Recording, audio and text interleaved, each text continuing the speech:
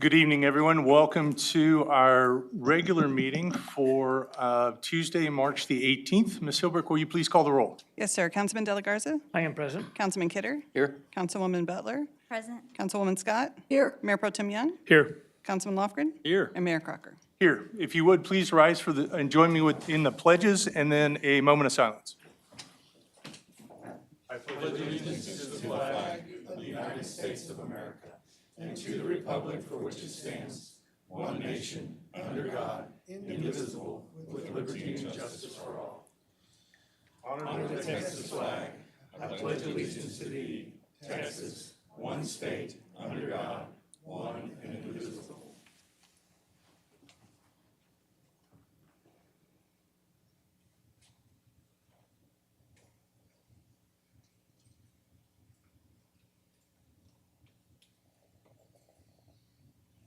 Thank you. Please be seated. Again, welcome everyone. We will jump straight into our agenda, and we'll start with item B1, announcements and reminders. Mr. Garza, do you have anything for us this evening? Good afternoon, Mayor and council members. I do have a couple of announcements for you this evening on behalf of the Communications Department. This is a very commercial-like written piece, by the way. If you haven't heard, Victoria's getting an Amazon delivery station, and that's not all that's coming to our region.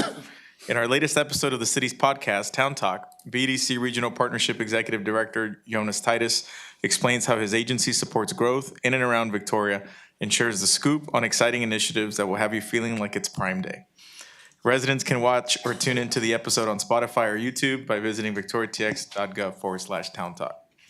They should write these like this every time. But on behalf of the Main Street program, we want to invite the community to attend an evening of awards and recognition commemorating 15 years of the Victoria Main Street program and honoring the individuals and businesses whose contributions have helped revitalize downtown Victoria. The event will take place at the Leo J. Welder Center for the Performing Arts on the evening of Thursday, April 3rd. Doors open at 6 p.m. for last-minute ticket purchases. The event will begin at 7 p.m. Tickets are available for $25 and can be purchased at the Welder Center website at weldercenter.org, by phone at 361-570-TKTS, or at the box office. Visit the Victoria Main Street Program website for more details at victoriamainstreet.org, or call the Main Street office at 361-485-3120. Those are the announcements for this evening, Mayor. All right, thank you very much. We'll move then into item B2, which is public and employee recognitions. And we'll start with B2A, which is a proclamation for Senior Nutrition Month. Ms. Hilbert. Yes, sir. Whereas on March 22nd, 1972, President Nixon signed into law a measure that amended the Older Americans Act of 1965 to include a national public-private nutrition program for individuals 60 years and older. And whereas for over 5 decades, this landmark law has supported our nation's seniors and helped to fund community-based organizations like Meals on Wheels, and it is still the only federal program designed specifically to meet the nutritional and social needs of older adults. And whereas Meals on Wheels programs in Victoria have served the community for 45 years, providing nutritious meals both congregate and home delivered to seniors throughout Victoria that help them maintain their health and independence, thereby helping to prevent unnecessary falls and hospitalizations and provide necessary connections.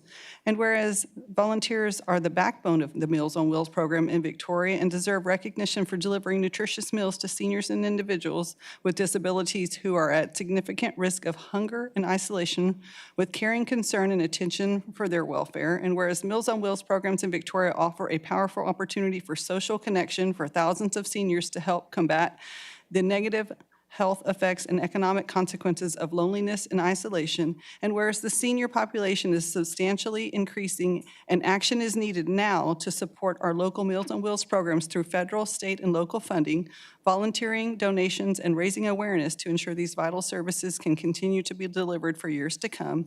And whereas nearly 13 million seniors are still threatened by or experience hunger, 56% of seniors are lonely, and 1 in 3 Meals on Wheels programs has a wait list, with seniors waiting an average of 4 months for vital meals.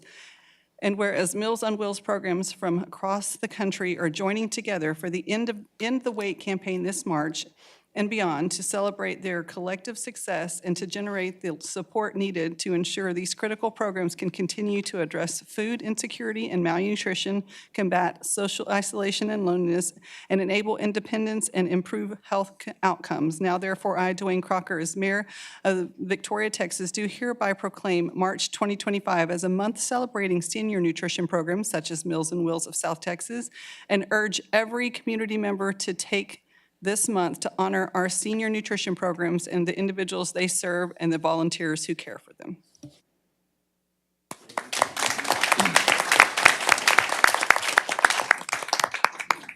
Thank you. I'm Dan Capone. I'm CEO of Meals on Wheels South Texas. Since 1979, we have helped seniors in Victoria, Goliad, and DeWitt counties live connected, nourished lives. We couldn't do what we do without community support, and that community support is more vital than ever with the funding uncertainties in the current political climate. I do want to say, because we've had a lot of rumors, even today we had some phone calls, people keep hearing that Meals on Wheels is shutting down. Meals on Wheels, that funding makes up 40% of our budget. So even in the unlikely event that all of that funding were to go away, our doors would not close. It would be a hit and something we would have to absorb, but it would not. I just want to allay those fears because we're getting lots of calls from concerned seniors throughout the region, and that's just not going to happen here. But that support is vital. We always can use more volunteers and more donors. And people can reach us at mowstx.org,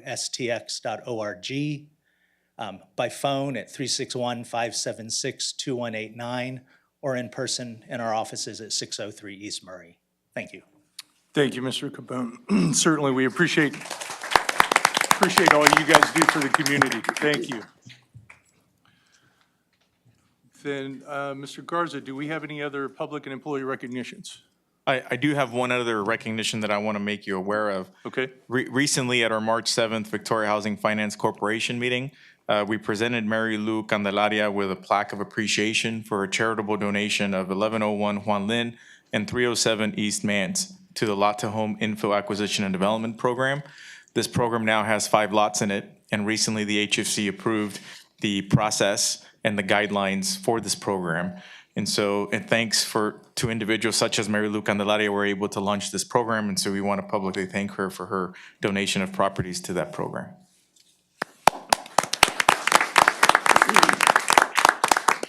Very deserving recognition.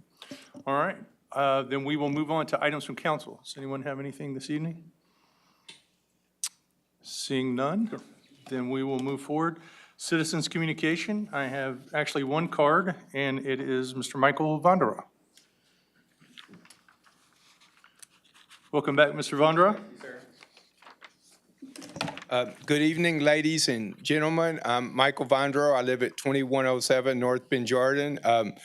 I'd like to thank Dr. Young for being the mayor last 2 weeks for the day. I appreciate filling in. And He did a heck of a job. Yes.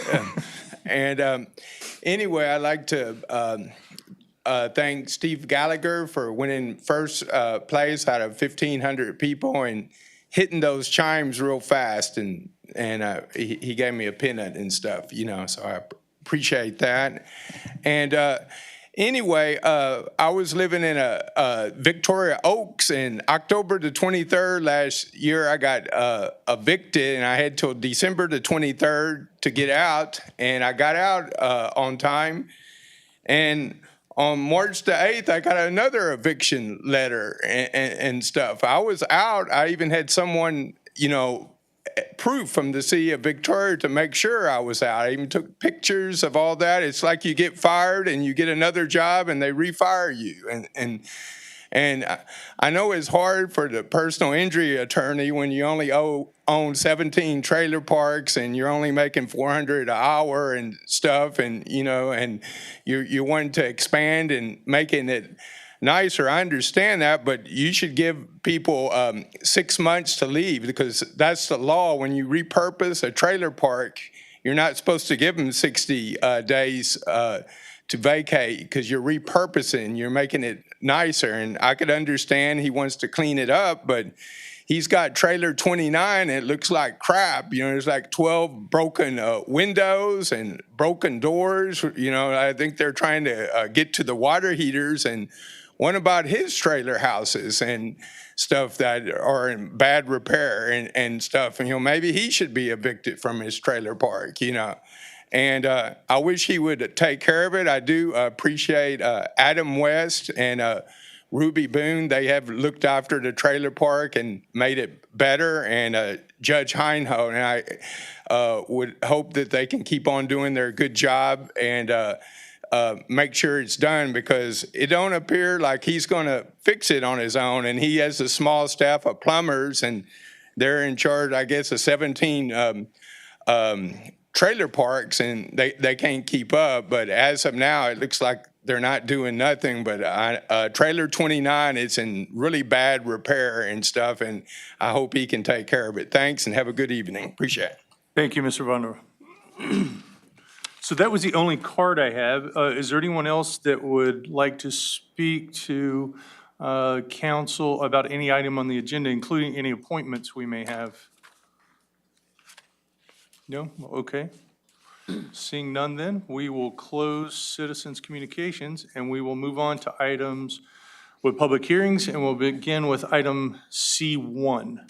Item C1 is an ordinance amending Chapter 24 of the City Code for various changes in parks and recreation fees, fire department, and police department fees. This item is on first reading. Well, good evening, Mayor and Council. This is a continuation of some of the fees that we've been going through the process of updating this year. The ones you'll see from Parks and Rec, those were presented to y'all, but they were not reflected in the ordinance when we put that together.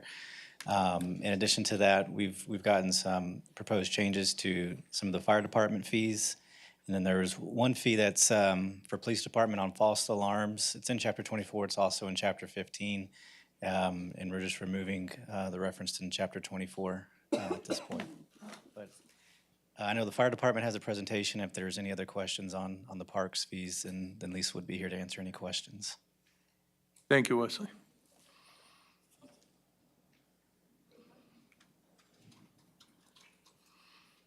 So we just wanted to cover a few changes for the fire marshal's fees and for the EMS standby fees that we've been looking at for this past fiscal year. So as far as the fire marshal's office fees have been, they have not been updated in the past 5 years. Currently, we have the lowest fee structure in our region as far as the services we provide.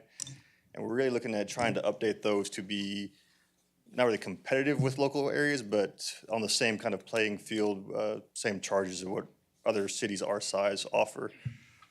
So we do have a large amount of fees that we are looking at changing. And I don't want to go through them line by line, but as anybody from council has any questions for us on why we're trying to change those fees or what we're looking at, please feel free to ask.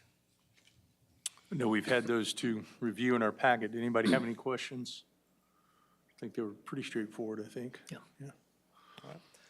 As far as the EMS fees, kind of the same boat. We haven't updated our EMS standby fees in the past 8 years. If we don't change them this next fiscal year. Currently, our fees are on the bottom. Those are our current fees that we've been giving out. Those fees do not currently cover what it costs us to provide those services. So anytime that we do a standby or for either ambulance, 5K, if we have a supervisor on board, it costs us more than what we're charging to provide that service. All we're looking at doing is taking our current fees and just padding a little bit on top by about $10 from what our actual cost is. That way we're not having to change these every year. We can go several years without having to go back and change these again. So we're not really looking to make a whole lot of money off of this, just trying to stay solvent with what it costs us to provide this service. Questions on that? Anyone? Thank you. No? All right. Thank you for the information. Yes, sir. So then with that, I will need to open a public hearing on item C1. If there's anyone here who would like to speak to council about that, please come forward at this time. Seeing no one, I will close the public hearing and entertain any motions with respect to item C1. I move we adopt C1. Second. Got a motion and a second. Is there any discussion? Seeing none, all in favor say aye. Aye. Any opposed? And C1 is approved. All right, moving on then to our second public hearing. This would be item C2. Item C2 is an ordinance designating as a reinvestment zone the real property and structures to be located on a combined 67.57 acres located in the Lone Tree Industrial Park 2 on Wayne Watkins Drive, Victoria, Texas, establishing the boundaries of and other matters relating thereto, providing for severability, and declaring an effective date. We don't have a presentation for this item. This is a continuation of an item that came before you at a recent council meeting.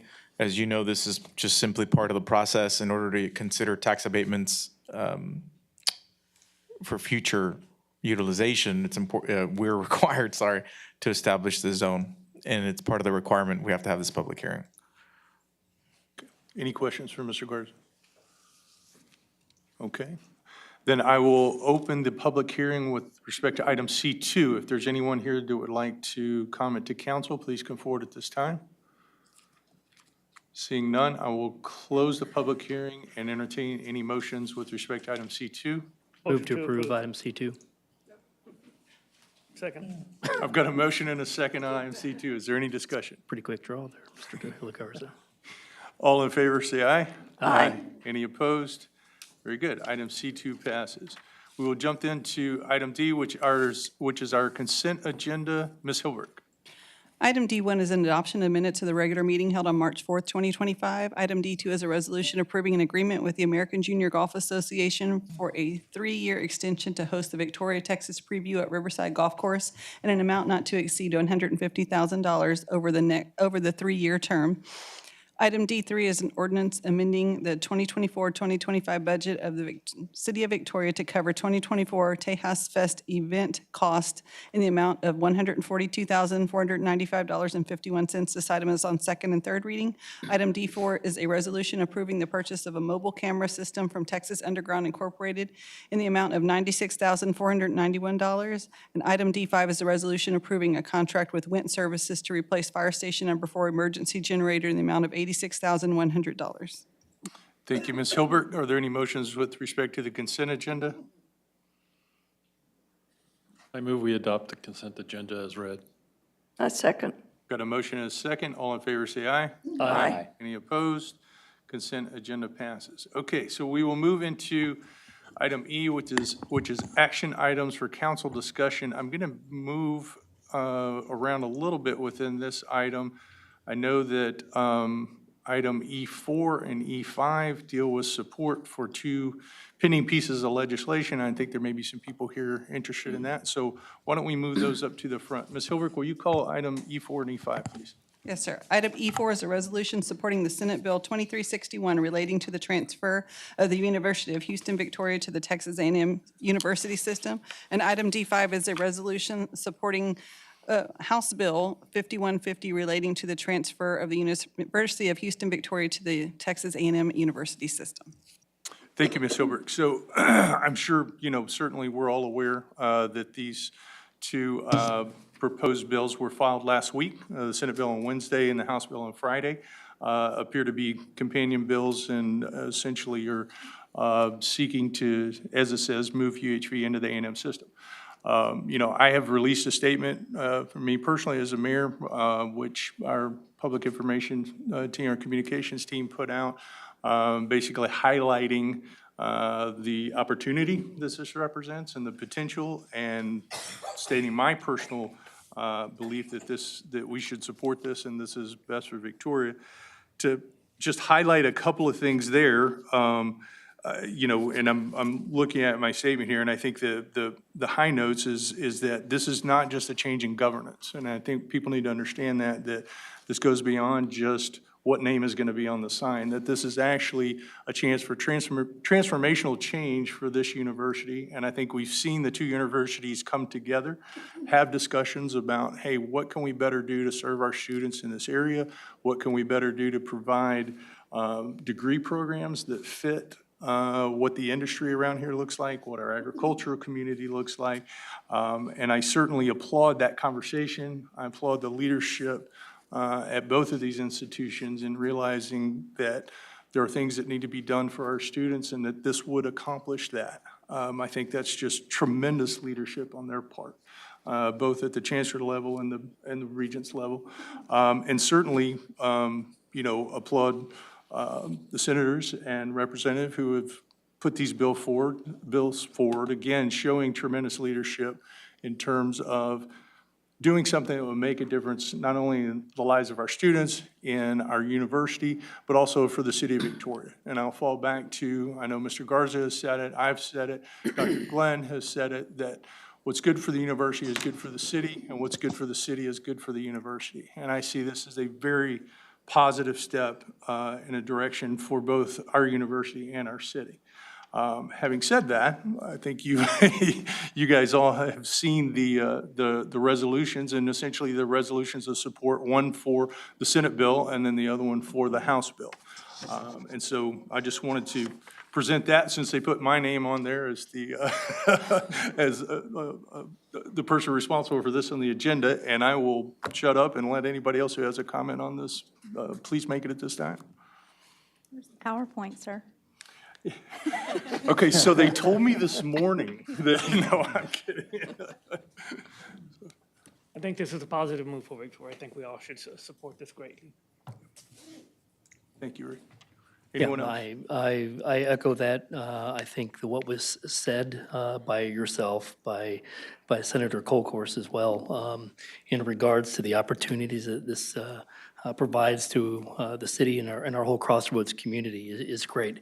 I did want to take the time and thank the University of Houston and University of Houston Victoria for believing and investing in Victoria over this time, because without their leadership and their investment in Victoria, this wouldn't even be an option. So I applaud them and all their efforts that they've done. They've been a great community partner.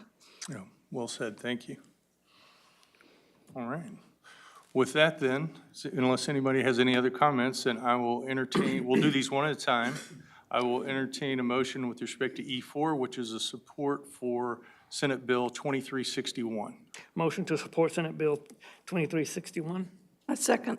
Got a motion and a second. Any discussion? All in favor say aye. Aye. Any opposed? All right, E4 passes. Then E5 is for support, resolution in support of House Bill 5150. Do I have any motions with respect to that item? I move we support House Bill 5150. I'll second. I've got a motion and a second. Any discussion? No. All in favor say aye. Aye. Any opposed? Very good. Well, thank you all for your support, and I think there's work to be done yet. You never know with the legislature. There's all sorts of things that can happen, but I think this is certainly a positive step in the right direction and a positive step for Victoria. Can I make a comment? Yes, of course. Dr. Glenn's in the audience, and he's done a great job with the University of Houston. I'd like to give him a round of applause for No, all absolutely. the work he's done to Victoria.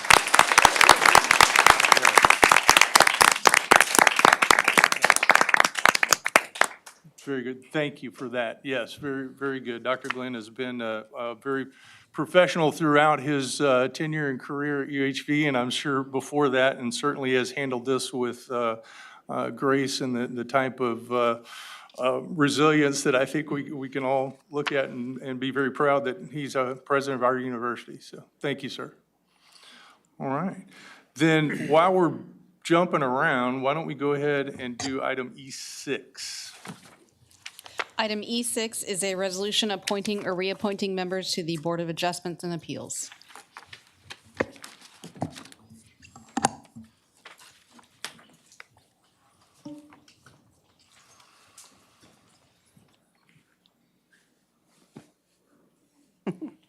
Well, good evening, Mayor and Council. The resolution before you tonight will appoint or reappoint 3 members to the Board of Adjustments and Appeals. So the board was established with the purpose of hearing appeals and variance requests concerning the rulings of the Development Services Department staff relating to building, electric, gas, mechanical, plumbing, and energy codes.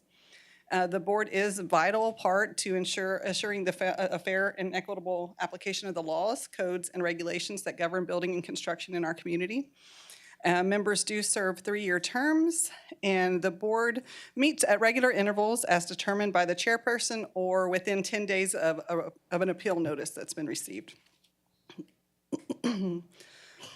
So the composition of the board is 11 members, so it's a large board, and as you see here, each position is specified relating to, or most of the positions are relating to the building trades. So it's required that an architect, an engineer, a residential builder, commercial builder, master electrician, master plumber, and someone representing the mechanical trade be on the board. And then the 4 other representatives are one from each of the single-member districts in our town, in our city. So at this, and one of those positions is actually up as well this time. The current board members are listed here.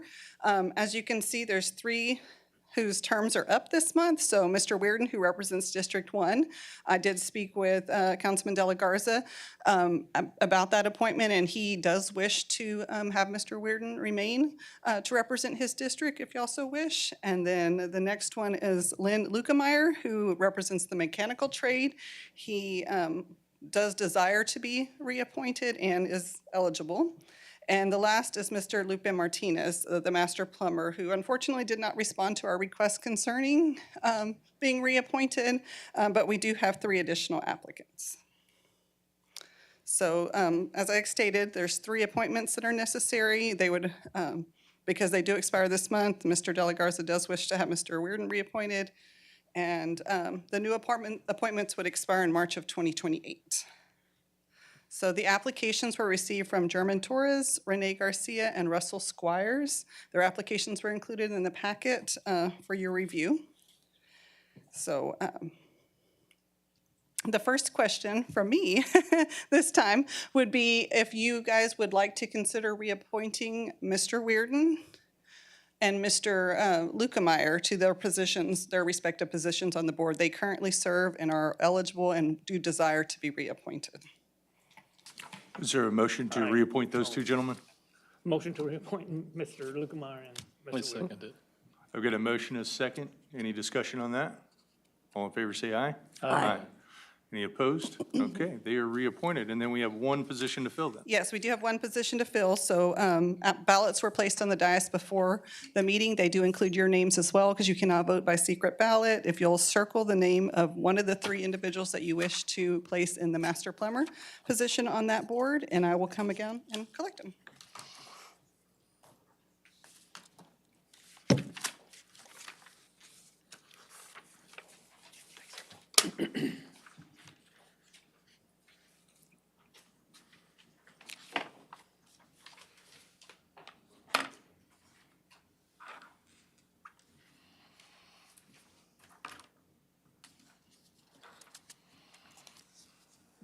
So we do require that whoever gets the vote does have a majority of the votes, and we barely made it this time. It was a 4-3 vote, that Mr. Russell Squire's name would be entered into the resolution along with Mr. Lukemeyer and Mr. Weirden's names. Ms. Lacy, do we need a second motion to add Mr. Squires, or does the vote accomplish that? Yes, sir, you do. Need a second vote. Okay. I move that we appoint Russell Squires to the board. I'm sorry, I've forgotten the name. Board of Adjustments and Appeals. Board of Adjustments and Adjustments. Second. I've got a motion and a second. Any discussion? All in favor, say aye. Aye. Any opposed? Very good. And thank you for all of those who have agreed to be reappointed, those that have applied to be appointed. Certainly, we appreciate their support on these committees and these boards throughout the city, and we would encourage anyone with an interest in being involved to please file applications for our various boards, and they're available in Ms. Hilbert's office here in City Hall. So, all right, moving on then. We will jump back up to the top for item E, and we will take up item E1. Item E1 is a resolution approving an amendment to the fiscal year 2025 interlocal agreement with the Golden Crescent Regional Planning Commission for the operation of Victoria Transit, increasing the total local match to $600,000. Okay, so we're here to talk about transit, everybody's favorite topic, right? As you know, transit is something that is talked about quite a bit with our MPO, recently with our Sales Tax Development Corporation, obviously at the Regional Planning Commission level as well. Maybe not something that gets talked about often enough with you as a group. And so because of that, I thought it'd be appropriate to provide a brief history of the transit system and the transit program to lay the foundation for basically why we're here today. And so you may or may not know that it really came about a feasibility study that began in 1995. And this feasibility study ended in 1997 and ultimately led to the creation of the transit system in 1999. This is very important as we continue talking about this because there's a lot of parallels to what was basically recommended then with what's being recommended now. And we want to make sure that how we proceed with supporting the transit, we learn from our lessons from back then. And so I'll walk you through what that looks like. But in any case, there was recommendations that stemmed from that plan in the late 90s that basically included many of the elements that we have come to become accustomed to that the transit has to offer, right? The paratransit, the flexible routes, the fixed routes, all of that came out of that study. However, there wasn't adequate funding at the time to adequately implement all of those recommendations. And so what ended up happening basically over the last 20 years has basically just been a trial and error approach to different ways to improve the system. And so you see, for example, that the fixed route service started with 3 routes in 2002. There was a 4th that was added in 2007. You see the flexible commuter service in 2008. You see quite a bit of things that had to happen over time because of our inability to necessarily just fund it all right off the bat in the late 90s. And there were some funding limitations, and I'll show you what that looked like. But one of the common denominators that had existed for decades was the fact that the local match required to run the transit came from our general fund. And as we've discussed heavily, the lack of growth in our community had made it very difficult historically to contribute general fund dollars to anything, because at that point they're competing with streets, with public safety, with everything else. Ultimately, that changed. In 2021, we actually started our local match to transit coming from the Sales Tax Development Corporation. And that actually started to become a game changer for us. And I'll speak briefly to that here in a minute. Since then, though, we, of course, that was during the pandemic. But coming out of the pandemic, it's just a different world. I'll show you a table right now that shows that the budget for the transit system increased pretty significantly during the pandemic years because there were federal dollars that were funneling down. But coming out of the pandemic, the reality was that the cost to deliver goods and services post-pandemic were just not the same compared to pre-pandemic. And so there needs to be an adjustment, basically, a reality check of just what it costs to run the transit program in a post-pandemic world compared to a pre-pandemic world. And that's part of why we're here today. And in a little bit, I'm going to turn it over to Alejandra with the transit to walk you through a little bit with greater specificity on their funding challenge. But going back to 1999, I felt it was important to include this slide to make clear that the creation of the transit system was really something that was city initiated. And it was the city's prerogative to partner with the Regional Planning Commission to run the transit program. And I think that's very, very important to understand that we have a critical role to play in the future of our transit and the direction in which we want transit to go. The Regional Planning Commission has done an excellent job, in my opinion, in running the transit program with the limited resources that they've had available, the limited resources that we've provided.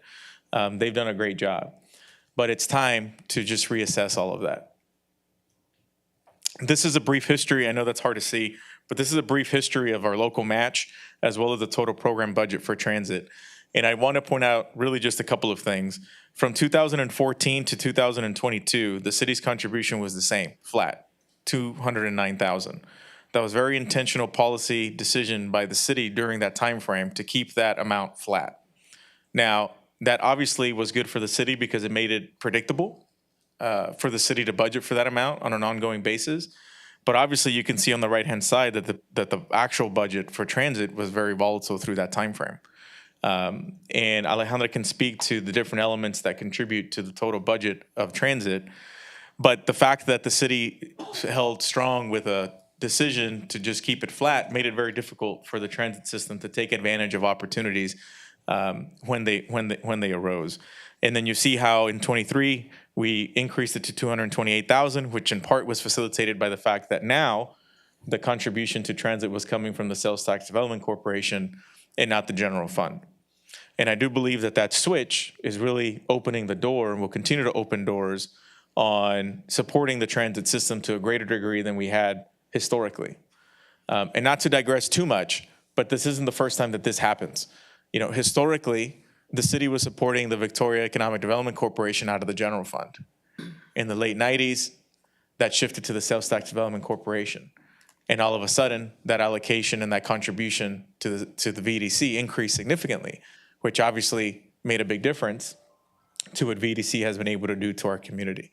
And so there is a common denominator here with different things in how we partner with other entities, in that we have limited resources with the general fund. But when you make that switch to the Sales Tax Development Corporation, it opens a lot of doors. And that's what we've seen to some extent happen over the last couple of years. You'll also see in the middle program budget column how during the pandemic years that budget increased significantly. So you see how, for example, in 20 it was 2.3, then it was 2.9, in 21, 2.7, 2.6, 2.7, and you could see how it's now sort of reverting back to pre-pandemic levels, right? But as I stated, the cost to deliver goods and services is just not the same post-pandemic.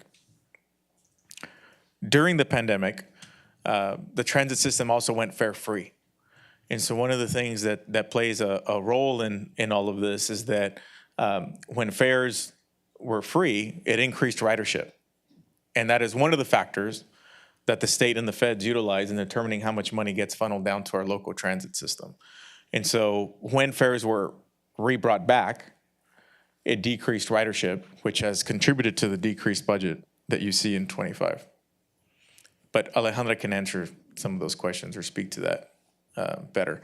This is simply just a different visual to show you the volatility of the local match versus the total program budget.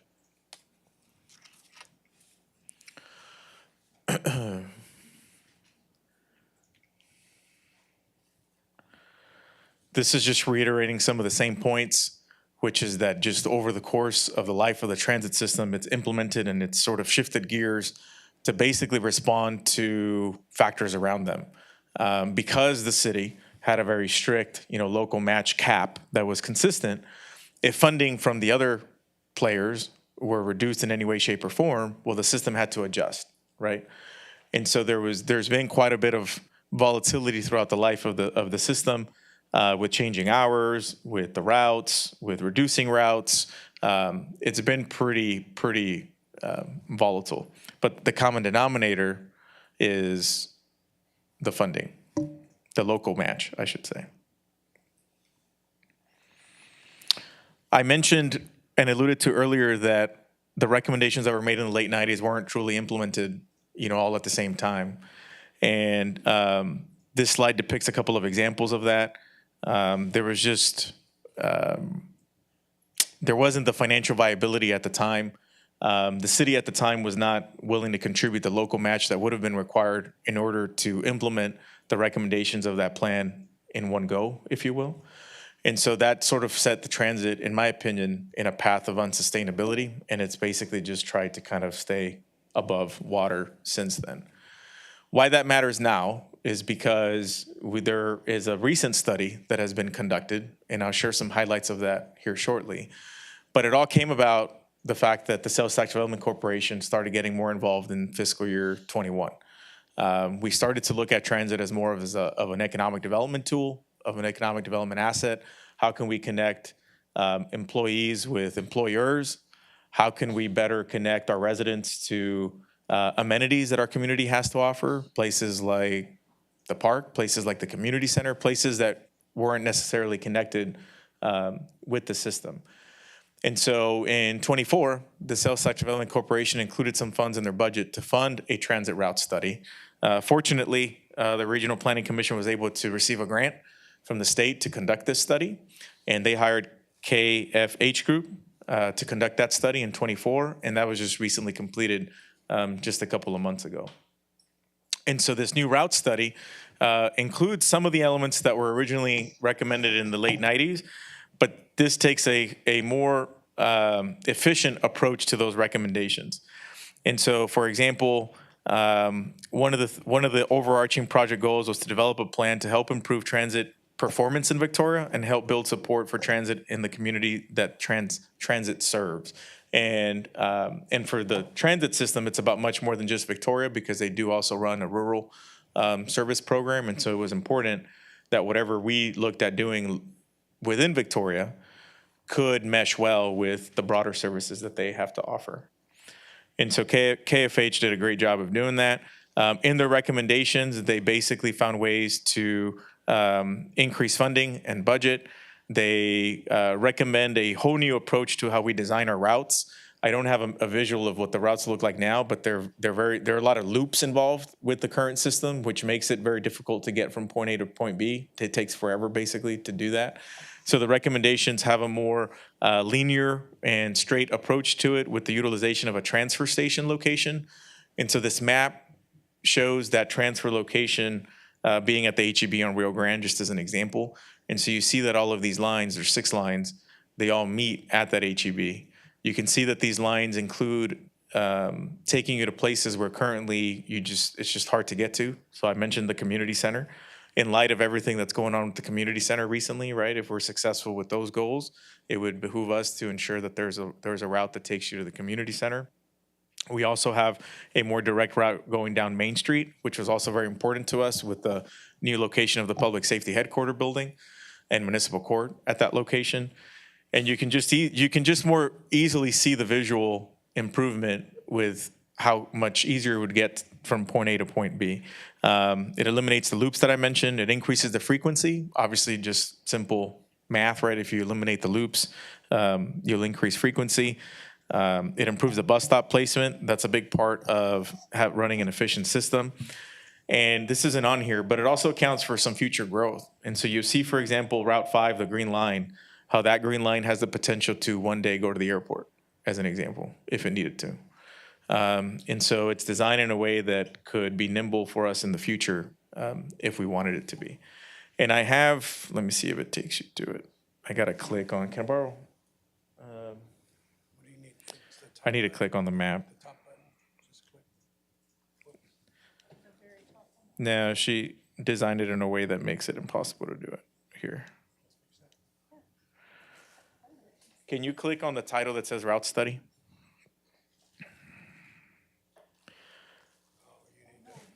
Yeah, it's okay. So this just singles out Route 1, and then can you click on the map? This is Route 2, Route 3A,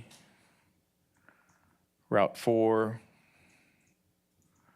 Route 5, and Route 6. The general purpose of this evening's presentation is not to take a deep dive into the recommendation, but to simply convey that there was a recent study that was completed that recommends an efficient plan. And my message and my ask is that we consider doing what we need to do to help support the transit system implement the recommendations from this plan fully, and not make the same mistake that we might have made in the late 90s by not adequately funding the implementation at one go. I think it's time that we give the transit system a chance and an opportunity to basically be successful and be self-sustainable. But in order for that to be the case, it needs a shot at implementing the recommendations in one go. Now, from a timeline standpoint, there's a process that has to take place in order to even implement the recommendations from the plan. Because of that process, we don't envision these new routes being taken into effect until 2026. So that leaves us in a position of trying to figure out, what we do in the interim. And you might have heard or seen that recently, in the last few months, transit did make some changes. They reduced service. Last year, they eliminated some of the routes, some of the flex routes, and then recently, made some changes to paratransit hours. And so some of that is driven by just the financial situation that transit is in currently before it even gets to the implementing of this plan. And so the item before you today increases the funding from the city from $228,000 to $600,000. It adds $371,000. to basically attempt to make the transit system whole for this year so that there hopefully aren't any further reductions this calendar year. And then we can focus on implementing the recommendations from the new plan. They can speak about the financial part of it to a better degree than I can. And so I want to ask, if you don't have any questions for me on some of the historical stuff, I'll turn it over to Alejandra Cruz, who can walk you through a little bit of demographic data about the system and also walk you through the financial piece in greater detail. No questions. I'm going to lower this down. Hi, everyone. I'm Alejandra Cruz. I'm the Regional Services Director at the Golden Crescent Regional Planning Commission. So thank you, Jesus, for that presentation at the beginning. Just so everyone can have a general understanding of the transit user who uses our system, we put a couple of infographics together for you to look at. Whenever you're looking at age demographics, obviously the biggest bulk of it is your 46 to 55 individuals, but primarily it's anybody between 15 to 55. And the only thing I would like to highlight about that is that's that prime work age gap. You know, they're trying to get to jobs, they're trying to get to wherever they need to go. So transit is very vital to those individuals that are using the system. When it comes to monthly household income, it primarily serves our low to moderate income folks. So they heavily rely on transit for their quality of life. When it comes to trip purpose, again, it ties back if you're looking at the age demographics that they're primarily going to work or college, and that's to better themselves. Are there any questions regarding the user profile of who uses the system and who it hurts in the event we're not able to get additional funding to keep operating at the capacity that we're operating at? Hearing none, moving on.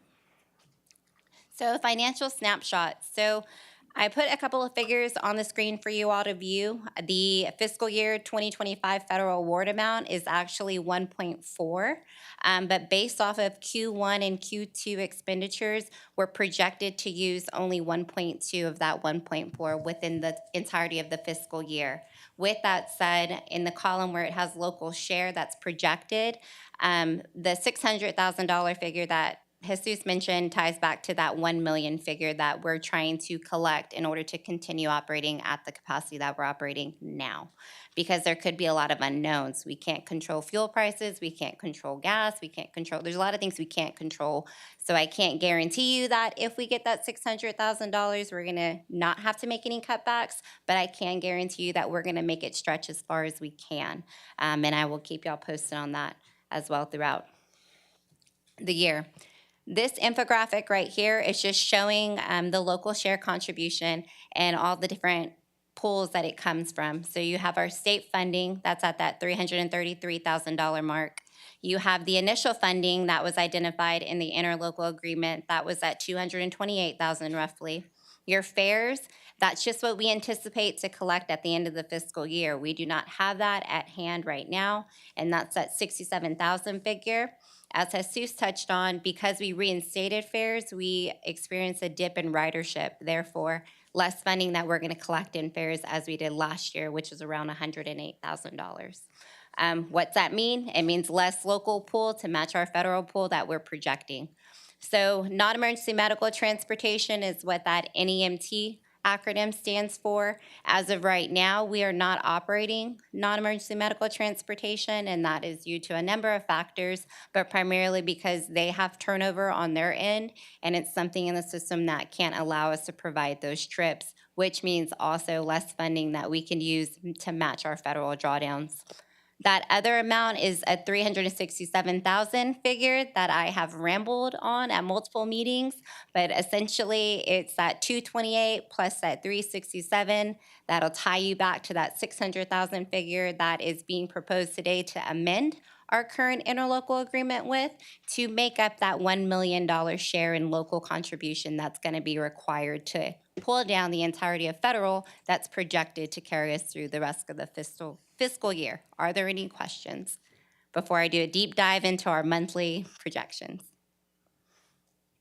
Okay, here we are, rolling on. So lots of numbers, and I apologize, but it was voiced that people wanted to see monthly figures, like what are the true monthly expenses and what's being projected within the next couple of months. Because before today. I was just rolling it up into quarters. Again, I'm here to try to help inform you all of the system, whatever works for you. I'm more than open to modifying these presentations as we go on, because what's important is that you understand the current situation that we're in and that we can keep the buses going and keep everyone happy. So the asterisks underneath the marks, the months for February through August, there is that asterisk because, again, those are just projections. Even though we're in March, we're still auditing the month of February. So if you were to look at the total expense line, you'd see that 186,000 figure that's just dragged down to the bottom.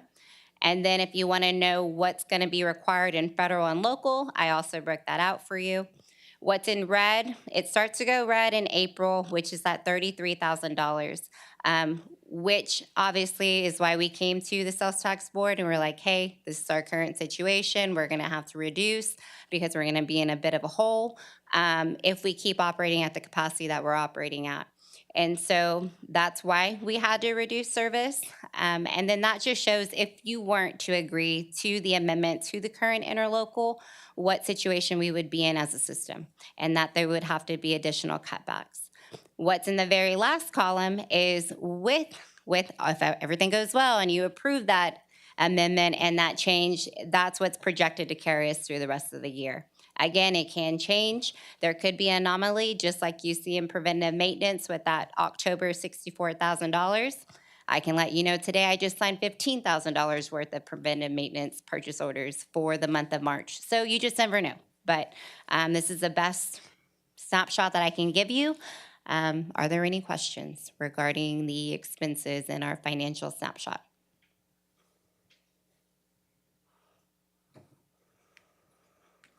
Thank you. Thank you, Alejandra. I just want to add that a reminder that the funding source for what we're presenting is from the Sales Tax Development Corporation. We did discuss this with the Sales Tax Development Corporation at their recent meeting. We actually had made a recommendation to fund a lesser amount than the $600,000, but through conversation, the Sales Tax Development Corporation felt it was important to just make transit as whole as possible for the year. And again, the intent there is to minimize any further disruptions or reductions in service so that we can focus and they can focus on the implementation of the recommendations from the route study that would go into effect next year. Now, if you're wondering, what's it going to look like moving forward in terms of our annual contribution? Is it going to stay at 228? Is it going to go up? Realistically, it will go up. And so part of what we will try and figure out over the course of the next few months is, well, what is that figure? What is that figure that it'll go up to for fiscal year 26 that would help the system implement the recommendations from the plan? There was always an expectation from the Sales Tax Development Corporation and from staff that to implement the recommendations from the study was going to necessitate us increasing from that 228. I can't give you a number at this time, but I would expect it to go up and probably hover somewhere around the $500,000, $600,000 figure. So, Is there any questions for Mr. Garza? No, but thank you for your presentation. Yes. I would move that we adopt E1. Okay, I've got a motion to adopt E1. A second. All right, a motion and a second. Is there any discussion? I don't know if it's germane to this, but the conversation that we've had before with Ms. Cruz, you talked about fares and then decreased ridership. And with that, if fares account for about 7% of the budget and decreased ridership has made it so that we have not received as much maybe state and federal funds for that, how much are we missing out because of the decrease in ridership? And is it worth it from a fare standpoint? Is the 7% smaller than what we would achieve if there was greater ridership? And so that's what I'm trying to figure out for funding for y'all. And that's you, but I'm just asking the question up here. Yeah, no, absolutely. So if you were to take out fares and go free fare, that would skyrocket. More people would ride, right? You take away fares, more people would want to ride. But we wouldn't see that in our funding until 2 years later. And that's because how our reporting is. So the drastic change in funding from last year's state funding was about $20,000 to $30,000 less because of that ridership dip whenever Jesus was covering from pandemic, pre-pandemic to post. And I'll add,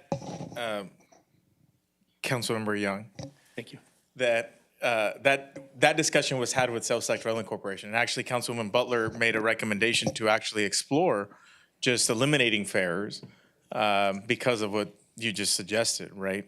But it's easy to eliminate the fare, but it's not easy to establish a fare. And so after much dialogue around the topic, it was decided that it made sense to maybe not touch that at this time and have a conversation about fares as part of the rollout of the recommendations that would come out in 2026. Because we didn't think it'd be appropriate to maybe create some volatility in, eliminating fares right now and to then just bring back fares, starting in 2026. And so we thought, you know what, let's just leave it at as is for now. But many observed what you just described, as a possibility. And so we do intend on continuing to have conversations with sales tax, with MPO, certainly obviously with the Regional Planning Commission, and weigh the pros and cons of doing that as part of the rollout of the new plan. Weird to say we're going to take away fares, but we got to be smart. Yeah, and assuming, and Alejandra mentioned it, but let's assume that happened, even if it happened next year as part of the rollout of the new routes, you wouldn't see that funding, for another couple of years, right? And so that would also then put us in a position to basically have to increase our funding from a seed standpoint, right, for the first few years to a greater degree than what we normally would want to do to build up to the time when they can start collecting the additional revenue from the other sources, right? Understood. Thank you. And plus, from a decision-making standpoint, and we talked about this at sales tax, when you introduce multiple variables into the system, it's hard to know, hey, are the new routes working, or are there more people because we reduced the fares? And so the idea was, let's give the new routes, based upon the study that was done, a chance. Let's see what they look like, and then we'll look at other variables and other options.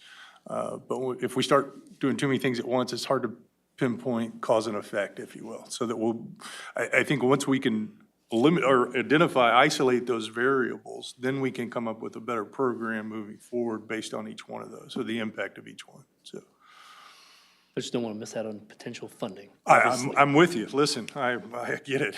I get it. I appreciate the question because we had the same one. Yeah, the same one. Yeah. And we can always ask Texas A&M to contribute. The new route system does go by the that's right. college, Victoria College and the university, so absolutely. So And many universities and other towns contribute to the transit system. there are Correct. multiple possibilities open, but for now, we need to keep our transit system going and operating, and let's see how we can build the program going forward. So, all right, any other discussion? All right, we have a motion and a second with respect to item E1. All in favor, say aye. Aye. Aye. Any opposed? And E1 passes. Thank you all for your presentations and the information. Much appreciated. All right, let's jump into item E2. Item E2 is a resolution approving an economic development program under Chapter 380 of the Texas Local Government Code and authorizing the city manager to enter into an economic development agreement for business retention with Halliburton Energy Services Incorporated. No presentation, sorry to disappoint. See, I'm not the only one. I'm sorry. It's spring break. But in any case, I'm going to walk you through just some of the key points of this agreement that's before you tonight. But before I do, I want to introduce Michael Henry, who's with Halliburton as the operations manager. He's here somewhere. Where you are. Thank you for being here. And of course, Sharon Bernard with VDC is here as well. So if you have any questions that I can't answer, or if you want to put him on the spot somehow, please feel free to do so. But what's before you is a 380 agreement. Of course, it's been discussed, so you're familiar with it. But this really focuses on retention. And this all really began when we were made aware of Halliburton's intent to possibly relocate its equipment and relocate some jobs. And it didn't take us very long to realize that this would be a very bad thing for us, because Halliburton's actually our highest tax-paying entity in our community.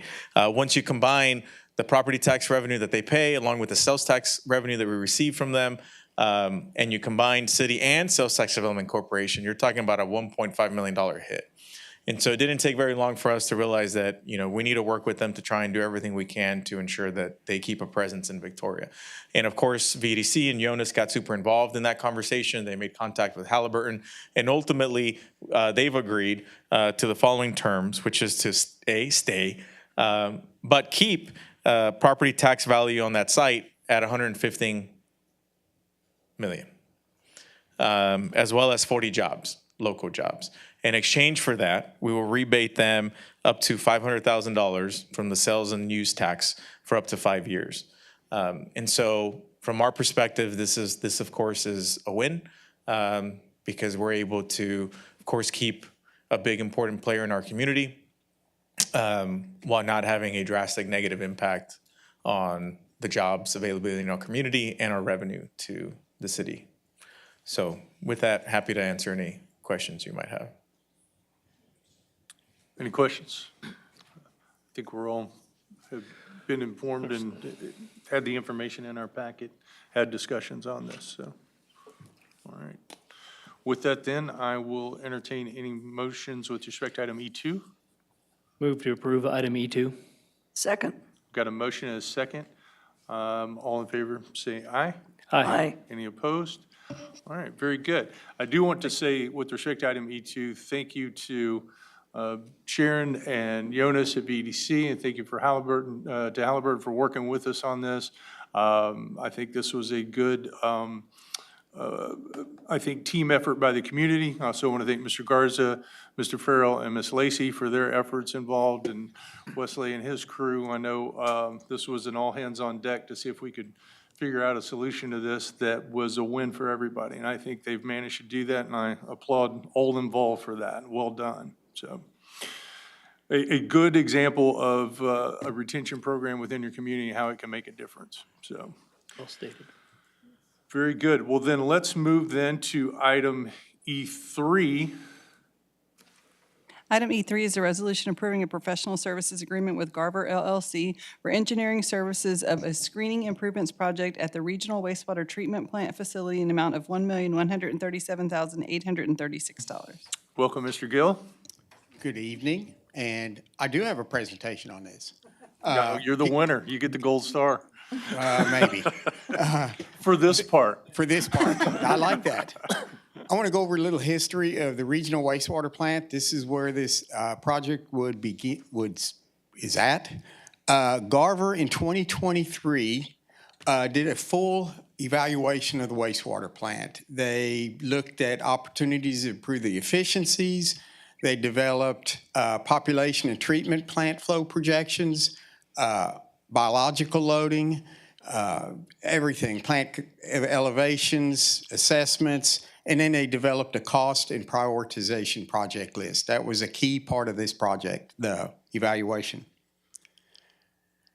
This is a little overview and a picture of the regional wastewater plant. It's down on US Highway 59 by the river. As you can see, there's a lot of moving elements, a lot of moving things in this plant.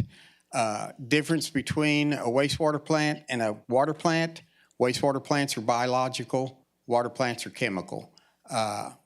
And the one thing we're talking about today is up at the far right, and that's the influent box and mechanical bar screen. The average flow is about 9.6 million gallons, and the plant was built in 1970. So it's a very old plant, but it is functioning well, and we're staying within all the permits. This was the study evaluation of what they came up with. They did a metric system as they looked at all the parts of the wastewater plant, and the headworks came out on top as far as what's most critical and what's the priority of this plant. We did a phased approach. We did when we first looked at the evaluation, they had project phase 1, phase 2, phase 3 as one project. It's very costly to do the influence screen, the primary structure, the grit removal, and the final clarifier. So we broke it up into Project 1, Phase 1, Project 1, Phase 2, and Phase 3. Project 1 is the parts segmented into several projects. The new influence screening facility, then followed with the grit removal, which that needs to get done too, and then the final clarifier. And tonight, again, we're focusing on that influence screen. This is a picture of our existing bar screen and the structure on top. It reduces, what that bar screen does is basically like a screen at your house, except this is trying to keep out the trash, the rags that get into sanitary sewer system, and you wouldn't believe what we found. We found 2x4s, everything you can imagine enters through the sewer system. Inside this, it's about 60-inch pipe, 5-foot diameter pipe is the sewage going into this influence screen. And what we're trying to do is it reduces the staff time. They have to go manually, get inside there and clean that thing out, which is pretty scary and it's pretty smelly. The new screen, kind of describe it, it's 25-foot deep. They're moving it from where its current location is north, a little bit to the east of it. They got to maintain, during its design process, they have to maintain flows. We can't just stop it and move it. So they got to maintain that 5-foot diameter pipe full. They got to keep the operations, of course, to be maintained. And it involves a number of disciplines. It's not just a civil design. There's structural, there's mechanical, instrumentation, and electrical. And this is the scope of the work that's broken down, project administration, and they have 30, 60, 90 design and permitting through TCQ, bidding services, and construction phase. We need them to help us as we get into this very technical and going to be a difficult job to help us. I also have Greg Swoboda here with Garver, who's can answer any super technical questions to this, who did the evaluation study back in 2023. Here's the schedule that's been developed. Again, it's, as you can see, the end of 2026 is when we're bidding this out, but look at that construction schedule. It's a long drawn out. Again, we got to get the product, get availability, and I forgot to mention the screen right now is 4 inches wide. So you can imagine what gets through that screen. We're trying to get it down to a 1 to a 1.5 inch. So it'll pick up more stuff, keep it out of those pumps, longevity, and help us.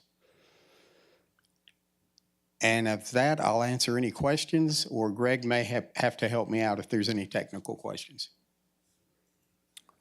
Any questions? No? Looks like you're off the hook, Ken. Thank you. Yeah. For now. I got one more. Yes, for now. All right. Well, with that then, we'll move, or we will, I'll entertain any motions with respect to item E3. Motion to approve item E3. Second. All right, motion is second. Any discussion? All in favor say aye. Aye. Any opposed? And E3 passes. This is obviously phase one of the project, so more to come, but good step in the right direction, a little bit at a time. So, okay, we have covered then, I believe, correct me if I'm wrong, everything on our action items? Yes. Yes, sir. Okay, and so we have, then we'll move to item F with this, which is city manager reports. All right, so we're continuing our annual reports. They seem to never end, but we'll continue tonight with Parks and Rec and with Public Works. And to kick it off, Lisa will talk about all the awesome things that Parks and Rec was up to in 2024. Okay. Hi, Welcome. good evening. Hi, Mayor, City Council, City Manager. Prioritizing connection, collaboration, and creating more time to spend together, sharing ideas, and supporting one another played a vital role in enhancing our services and ensuring a successful 2024. All right, meet the team, and they are here in real life. All right, we've got Stephen Gallagher, who is our Assistant Director of Parks and Recreation, our head golf professional, Rolando Hernandez, and also Kim Martin, who is our park supervisor. Thanks for the support, guys. Yes, thank y'all for being here. All right, so as you can see, currently our community center supervisor position is vacant, as well as our sport, tourism, recreation supervisor position. Here's a look at our organizational chart with position titles, roles, as well as assignments. Just wanted to point out that there were a few new job titles, and we did that. In particular, wanted to point out for the sports, tourism, recreation supervisor position. That was actually a split. And we did that to attract a more quality pool of candidates. And so we are very close. Be happy to announce that very soon. All right. Also wanted to point out about the events coordinator position that has been right under the community center supervisor position that is currently vacant. That events coordinator position will be filled at a later time as we expand. So we're looking forward to that as well. And I did want to note that our foreman, Kim Martin, had been promoted to a supervisor in 2024.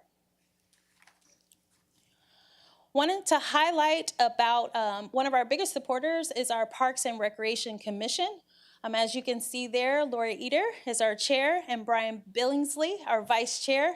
They were hopeful to be here today, but I also wanted to shout out for our John Hayek, Donna Roberts, Michael File, Glenda Nickel, Harley Fisk, Julie Hughes, and Stephen Biles.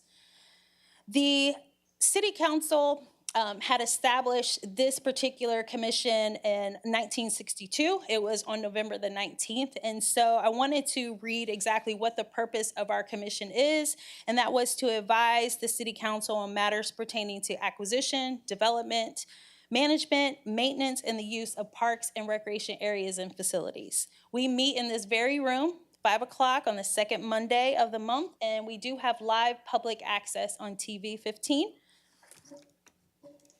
And then here are some highlights, overview of our park system. I have a couple slides here that will help point those out. Hopefully all of you have visited these areas. If not, now you know.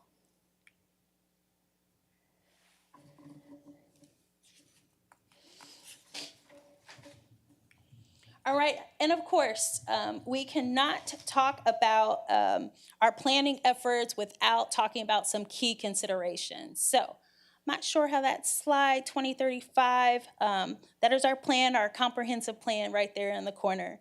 But these are the plans that we try to align with our broader community goals. It allows us to establish these clear, measurable goals and objectives for our services. These plans help us to adapt to the ever-changing community needs and trends over time, and we regularly review these plans as a department so that way we are able to share the long-term vision. We have 4 divisions, as you can see here. And we're going to kick off by talking about, in the next several slides, the accomplishments that have taken place for each of our divisions for 2024. As you can see here from the picture, we have added a practice bunker at the short game area, practice area. We've added some heating elements to our irrigation control boxes and expanded our mowing equipment and attachments to allow for the turf practices. And I'm sure Rolando is proud of the progress that we have made at the golf course, so kudos to the team as well. Here are some metrics here. We actually measure daily rounds, member rounds, and we keep track of our tournament rounds. And so I wanted to point out, you may see a slight slowdown in some of these categories, but that's simply because golf, you never know what the weather is gonna be. But I did wanna point out that revenues were still higher than the year before.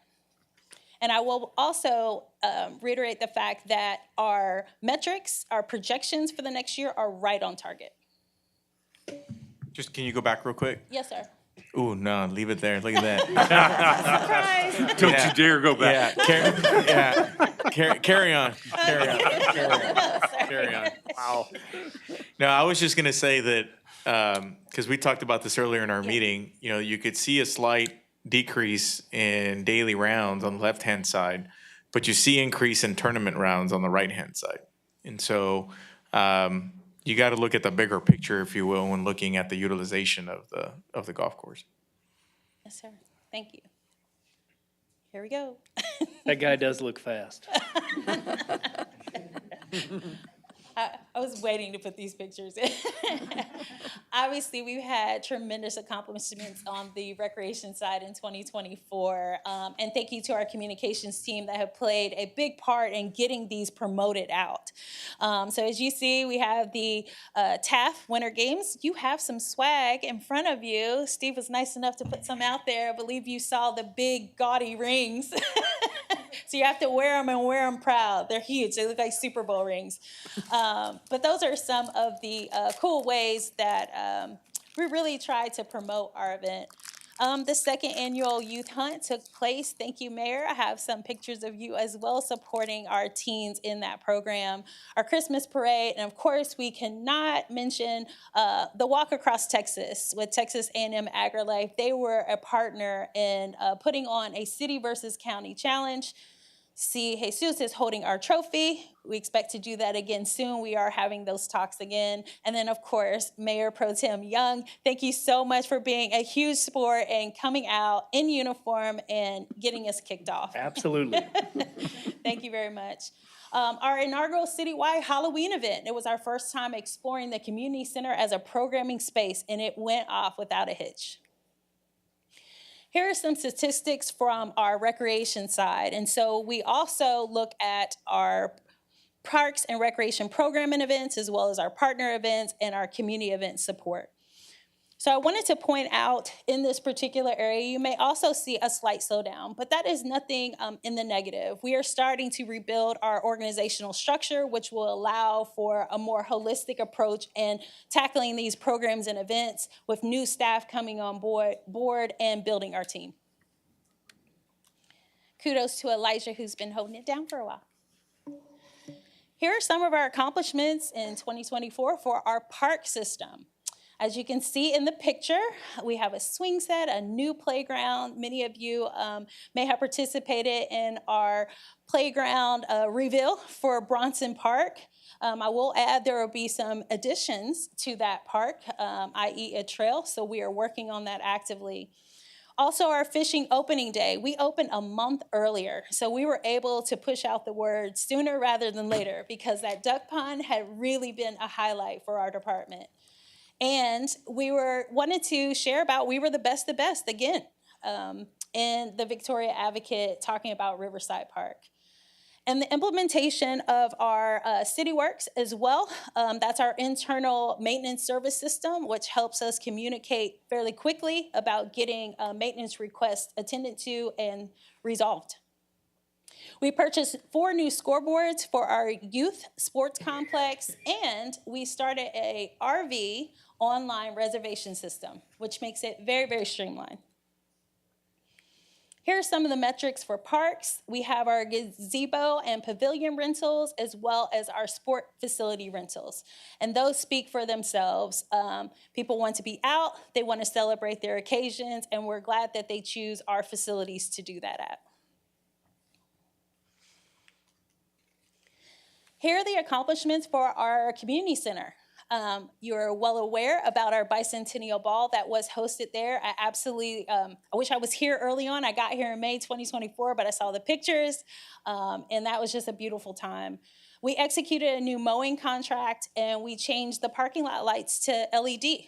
And so we're always looking at ways to be more efficient. And of course, I cannot not highlight our internal support with our city departments with environmental services who help to update our landscaping that's outside of the community center. And so this is a picture of that right now. And then, of course, we kicked off the master plan. I think you know a little bit about that. Community center stats are pretty simple. We have internal and external. And so we actively worked with our city departments to host events, whether that's the Citizens Academy or Leadership Academy. Those types of internal rentals are taking place inside of our community center. We anticipate that growing, as well as our external rentals as well, weddings, quinceañeras, and things of that sort. I wanted to mention some of our higher level goals for each of our divisions. And as you can see here, these are going to maintain steady for us. But I think it's important that our public understands that we are reaching and we're always trying to move forward and to be more progressive in each of our areas. So I'll take, for example, with golf, we're always trying to maximize our memberships. We're at 225, and we want to keep our customers happy. The events hosted, you saw that the AJGA is back again, and so that's April 3rd through the 6th. So that's just one of the goals that we have, and those continued relationships keep coming back. For recreation, we want to look at the unique programming that's accessible for all and offer a variety of recreational opportunities. And so we have some new hires on board, and we're eager to hear their ideas for us for the city. Here's for parks. Of course, we want to reduce our deferred maintenance, but we want to make sure that we have equitable distribution of accessible park spaces. We are constantly benchmarking with other cities in the National Parks and Rec Society, attending conferences and seminars to help us be on the same page with all agencies in our circle. Community center, obviously we want our venue to increase in visibility and use. We have a lot of beautiful assets there, and many of the residents in Victoria take advantage of that, and we see that happening for our external customers as well. So everything that I have spoken about so far, I think it is important to highlight some of the challenges that we have, and you've heard some of these. And so I've listed 3, and I'm just going to talk a little bit about each one of those. So when you look at our aging infrastructure, addressing these issues requires costly repairs and replacements.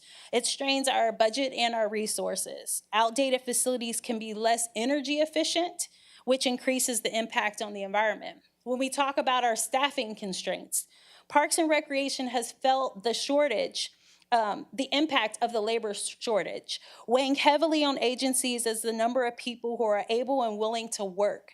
Parks and Recreation is a people business. It takes professionals to maintain trails, sport fields, ball fields, anything that requires attention. Lack of recreational programming. We are a vibrant community in that we should cater to the various interests that are happening in our city. So here are some opportunities to address some of those challenges. One of which, for our aging facilities, we can talk about community engagement, and that is the key. Community engagement is key for addressing aging infrastructure. When we talk about our regular maintenance and upgrades, our staff maintains a proactive approach when responding to these preventative maintenance initiatives. Our work order system, as I mentioned before, really helps us balance and mitigate the risk in the downtime. Then we have the community center expansion, exciting time for us. The proposed plan would further promote our visibility and usage. Then we talk about staffing constraints. We have volunteer programs. The introduction of such initiatives that we are trying to move forward and being explored is the Adopt a Spot as well as the Tree City USA. That is well underway. And these environmental sustainability efforts enhance our beautification efforts. Then we also have partnerships with schools and universities, and expanding those resources and outreach just adds to our impact. Cross-training, ongoing professional training opportunities are taking place with our staff, and we believe it is a must. And then lastly, with our lack of recreational programming, we need more weekend, evening, holiday programming. We also need to hire contractual outside instructors. Those are your specialized yoga, jazzercise, things of that sort that really bring the family in together. More of these will help us diversify our offerings. CAPRA, you're gonna hear that name a lot. So this is one of the initiatives that I share with our team as one of our 2025 through 2027 goals, looking ahead. This is the Commission for Accreditation for Parks and Recreation Agencies. There is a total of 215 over 38 states. And so what I wanted to share is that this is a quality assurance and quality improvement process, and it demonstrates our commitment to employees, to volunteers, to patrons and community. It will show that our department is operating with the best practices in our profession. We are working to achieve this distinction, and it will take us 2 years to do that. Right on, guys. No pressure. No pressure. And so This concludes my presentation, and thank you, council, for your continued support. I'm happy to answer any questions should you have those at this time. I have a couple of questions. Yes, sir. On one of the slides, I think there was a, you had some mileage on the trails. Did I see that correctly as being 4.5 miles, or is it more than that? Let me pull back here. Sure. Yes, sir. I think that was the trail for kayaking. So we got 6.6 miles. Okay, and so that's the one, obviously, it's in the park, and then the other one that starts, I guess, at East High School? Yep, I might have my tea for there. Thank you, sir. Okay, and is that one scheduled for any kind of expansion? Did you want to come up and answer that? So Yes. the one that you're referring to, right? I believe that is the one that would be added, that a connection would be added to if we did the trail down Guy Grant. Okay. I believe that's the same one. So that's the only kind of discussion that's been talked about in relation to enhancing that trail. Because I would then open it up to accessing Roland, and I forget the other school that's further Chandler. down, in Chandler. Yeah. So you'll actually hear more about that proposal at the next meeting. Okay. Because we're pursuing a grant to enhance the trail through that method. And would that add a couple of miles? I don't know off the top of It's my just- head. I got you. A lot of Okay. miles. Yeah. And if you're asking because you're interested in trails in general, there's a whole other plan that we've developed to enhance and add trails within Riverside Park. Correct. If you've ever ran it or whatever the case may be, I know Councilmember Kidder's going to run a marathon in a few years. More than a few. Marathons. Yeah. Anyway, More than a few years. we've developed a plan to add some trails within Riverside, and actually the CIP presentation that was given at our workshops incorporated some Riverside Park trails in the outer year of our CIP planning window. That's the extent of trails planning and pursuit of implementation that we've undertaken. Thank you, sir. Yeah. Thank you. I had a couple of questions. You mentioned the membership at the golf course. Have at I think you said 225? 225. Has that number held pretty steady over the last few years? Yes, that is our capacity. Okay. And so I know, Rolando, you can better speak to this than I can. That's why I brought him. No worries. Hey, welcome. Good evening, everybody. So we've been at 225 for the past couple years. We feel like that's a good number for us to have a membership that we can offer to the community, but also leave enough space for just the general public or outside public, anybody that's traveling to town. So we don't want to have so many members that they kind of, for lack of better words, take all the good tee times. So that it's been a really good balance for us to be able to see where members can play as much as they want, and they're not overrunning the tee sheet to where we can't get the other outside play in for the golf course or tournaments or anything like that. So Gotcha. we So feel like it's been a comfortable number as we've grown. We started at 150 back in 2018, went to 200 in 2021, I believe, and then went to 225 in 2023. So the past couple years we've been at 225. Okay, so that's your cap number. Yeah, Okay. for great. now, yes. Thank you, I appreciate that.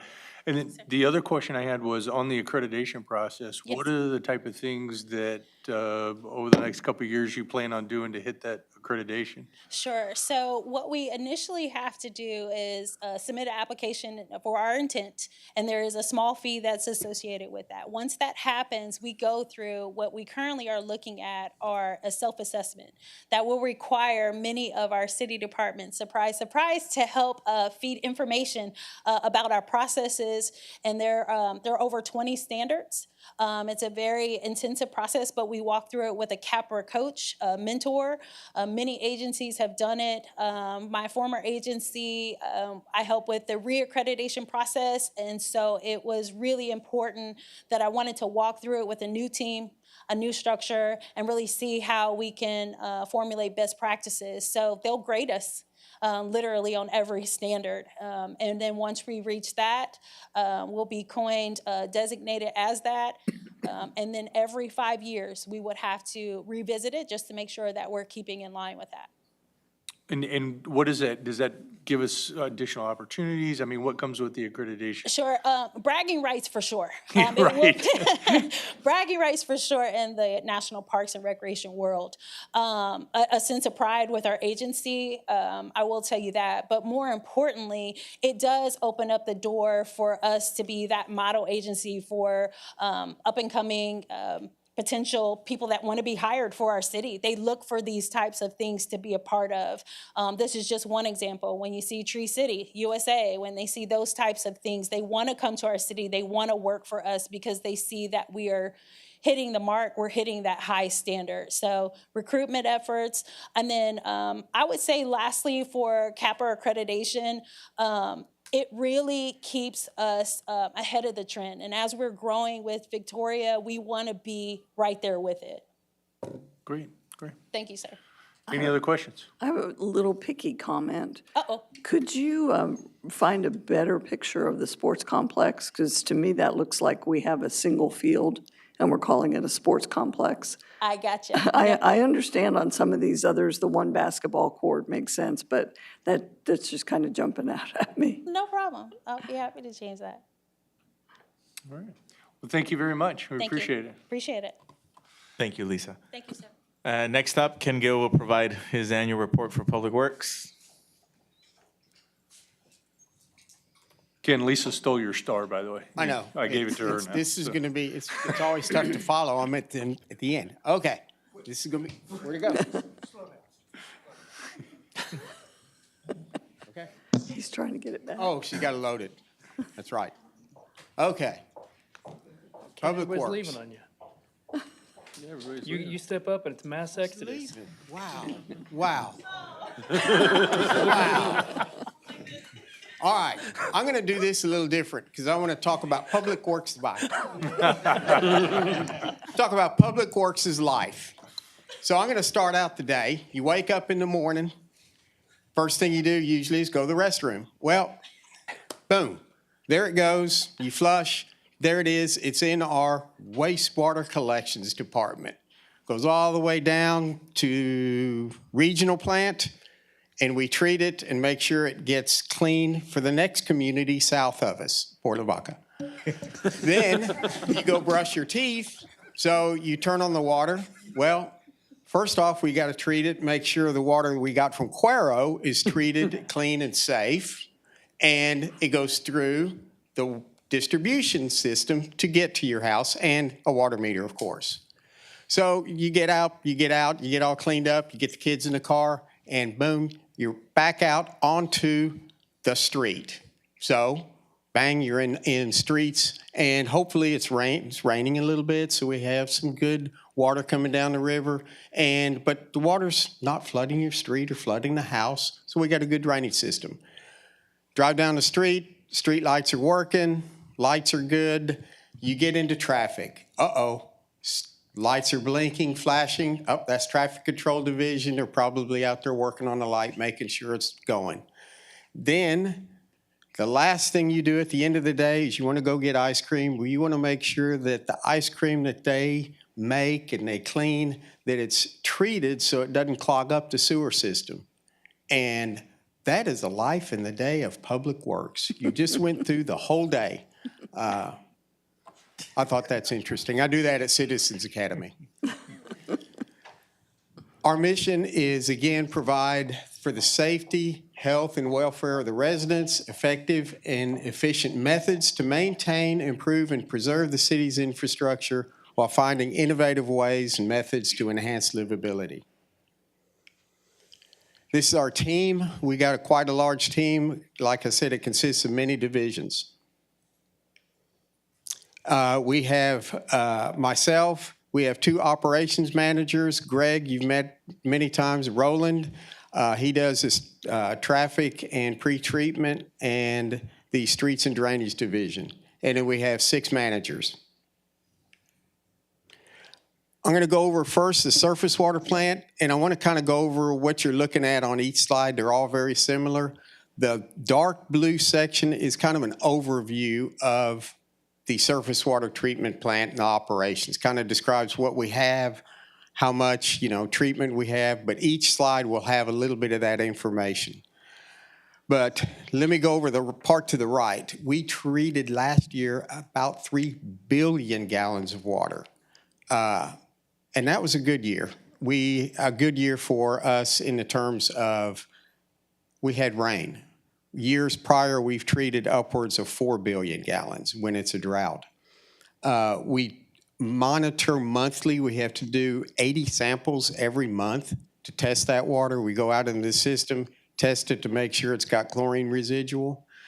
Again, laboratory analysis daily is 160, annually 58,000. And then I just kind of put this up there, drought contingency.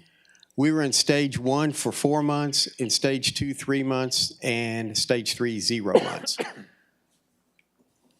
Next is our water distribution. We had about 300 water breaks, 128 leaks, and meter repairs, 1,800, 1,900, and then service calls is over 4,000, and that's a 24-hour-a-day call out. Difference between a break and a leak. A break, you'll see it just pouring out of the ground. It's a mess. A leak is a slow leak. It could be behind. A lot of those are right at the meter or very close to it.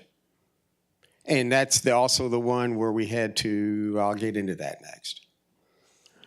Wastewater treatment plant, we have 2 of them, and the sludge processed was about 40 billion? No, 40 million gallons a year. We treat 2 billion, about half of what the water plant treats. And what's critical on this is lift station repairs. We've done about 14 pumps replaced or rehabbed. We had check valves, 11, and we have to do those because you can't replace that pump or that motor in a lift station unless those check valves are holding. And a little bit of history, a little knowledge, every lift station has more than one because you switch them back and forth, and you want to make sure if one pump goes out, you've got another one. We cleaned about 20 of the wet wells, and we do that on an annual basis, and we've got some innovations we've done. In the wet wells, they tend to get septic at times. So Greg came up and looked at it and researched it. It's basically, we call them wet well wizards. They're aerators. Keeps that water in that lift station moving, keeps it aerated, and keeps it, we call it fresh. So we've done some cool innovations on that. Greg has. Give him the credit. Wastewater collections, 68 stoppages. We installed 35 cleanouts, televised lines 80, and service calls. And that's with our limited crew. They did a great job on keeping up with all the lines and just making sure the public's doesn't have any backups.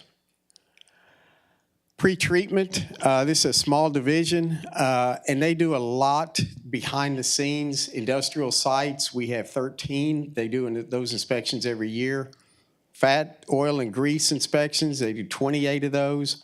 And then our backflow. We have 1,335 backflow prevention. That is a device that if an industry is out there that has questionable stuff in it, hospitals is one, you could even, Halliburton and others, they have to have a backflow so that if we have a water break out front, we don't want to have that pressure in the water main suck all that water out of that facility into your lines. So they have a backflow.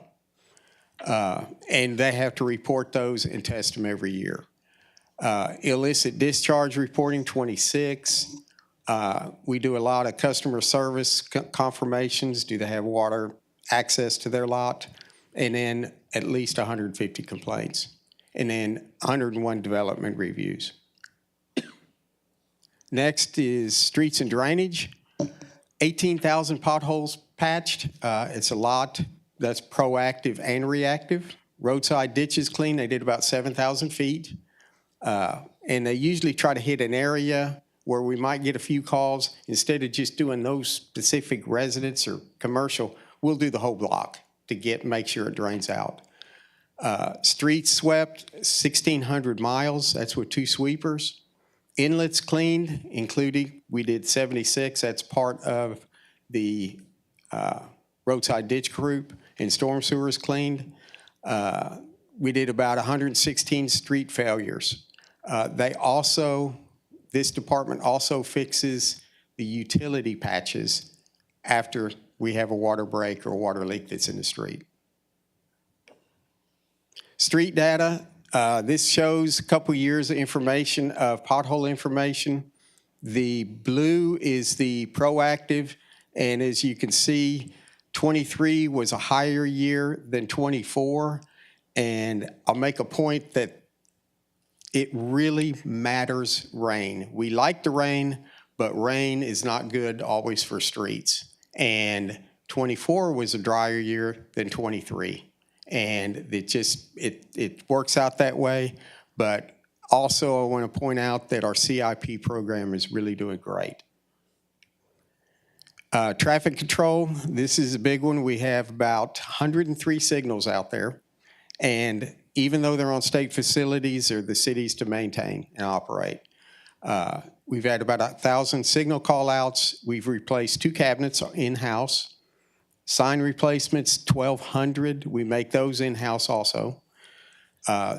Flashers, school zone flashers, 56 repairs. And street light repairs, 40. We do own lights on Navarro that are ones in the median. We own them up all the way up to, on Navarro, from Mockingbird all the way to the city limits. And then we also own the ones on the loop, which not my favorite because they're really tall and in the middle. And we do some intersection markings. I want to talk about challenges. Again, staffing, training, aging infrastructure, and then our other one is economic growth. We're a big part of that. As you've heard, Greg did a little presentation that described our shortages in both the Public Works Utilities Division and then also in the Streets Division. So I'm not going to get into this much, but again, it's competitive market wages and just retention because we have to be licensed in utilities. That can be a challenge for us. There's some of the charts Greg did, and I'm not going to go over those, but you can see our vacancies and what we're struggling with, like pretty much every department. And that's on the general fund side. Now, the next I want to go over our aging infrastructure. Wait, I didn't know how that got in there, but it did. Jesus, didn't even know that was there. I had nothing to do with this aging infrastructure. I slipped that one up on him. Some of our challenges. Do they know you were about to call them out? Huh? Do they know you were about to call them out, or that you called them out? Yes, they did. Okay. That was our idea to put that out there. Aging infrastructure, our challenges. Cast iron water mains. We still have a lot of those in town. I do have specific numbers on that. We have 12-inch and above. We still have about 7 miles. 12-inch and below, or below 12-inch, 55 miles. And those are the ones that break the most often. The rest of the water lines, we've got some AC and some PVC. AC is asbestos concrete, but it's safe, it's solid, it's really good pipe. And we have a lot of PVC. Those are in better shape. But some of the cast irons are really holding up, some not so much. Every now and then they just break. Concrete and clay sewer mains, again, that's a aging infrastructure. Those have been around for a long time. Concrete is about 45 miles, and then the clay is about 159 miles. The good part about those is you can line them. You don't have to rip them up all the time. You can just put a liner inside it and do it upside out of the ground, go from manhole to manhole. So that's an advantage on those lines. Even though we got a lot, it can be done without tearing things up. Water meters, we have about 23,000.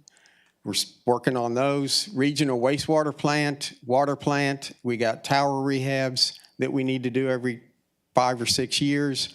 And we have ground storage, same thing. They need to be re-looked at, conditioned, and things like that. There's one at Plant 3 that's a lot older. It's got the flat rooftop. TCQ does not like the flat rooftop. Again, you all know about streets, that's always aging, and then traffic cabinets and conductor wire. Let's talk about the opportunities we have. One of them is big, I think, is utility line replacements under our CIP program. I was talking to our distributions manager, and he's been here about 16 years, and he said over the last 3 or 4 years, he's seen a drop. He said, we have really attacked those areas of town where we had the most breaks. And he said, man, he's seen a difference, which was good to hear. Water meter replacement program, we started that last year. We're continuing this year. We've got the regional wastewater plant opportunities. Today, we're talking about the influence structure, and we've already done the SCADA design. We're waiting on the MIT and GLO. They're a little slow for that funding. And then lift station updates. We continually do those through the budget. Water plant, SCADA design, same thing. And filter replacements. We started last year with the first one. We've got 6 filters. We want to keep progressing and do 1 a year. That is a great program because that PFAS that everybody talks about, those forever chemicals, our filter replacements, when we change out the media, that lowers our numbers. We're still good, but it's going to keep us in that track where if EPA decides to lower them a little bit, we're going to be okay. Streets, CIP projects to improve the riding surface. Jesus has done a great job on keeping that priority. We've got done about 120 miles in our 5 years. Traffic control is continuing upgrades of traffic equipment. That's the cabinets, that's the conductor wire. TxDOT's working with us through MPO to upgrade the signals on Navarro. And it's a program paid by TxDOT. We're also looking at there's some money in carbon reduction program. Maggie's applied for that to really push to replace the cabinets in our signals. So cross our fingers we can get some of that grant funding. Next, talk a little bit about growth challenges. Our water, of course, we have connectivity, inadequate flows and pressures in some areas. Streets, accessibility to undeveloped tracks. And then drainage, we want to watch about downstream impacts. We don't want to do anything here that's going to cause issues downstream. And the opportunities, what we've done, water and wastewater planning. We've done a feasibility study. We talked about that last Friday. Utility extensions, you've got all the connections that are working on, David's working on right now with the US 59. That's growth. That's going to bring that growth to the city with industrial because everybody's got good water and sewer connections.